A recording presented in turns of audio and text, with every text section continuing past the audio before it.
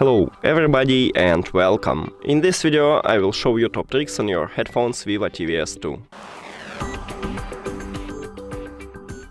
So let's starting. The first one, you have ANC mode. You can click here in the application, and also I recommend to install the application because it adds some features to your headphones. And in the noise cancelling you have 4 modes here, so you can choose the best one for you. Now, you have also transparency mode. It's a good feature if you want to speak with someone without ANC. Next one, you have bass boost. I have it enabled here. Just click here and choose Mega Bass. This is a bass boost in these headphones. Also, I tested the microphone on these headphones, and this microphone is good. I mean, it not mutes street sounds, but still for normal speech or silent, it's a good one.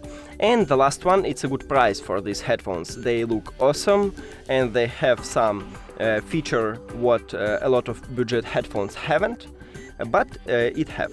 That's it. Thank you for watching this video. If you found it helpful, please consider subscribing to the channel and leave the like on the video. It's really important to us.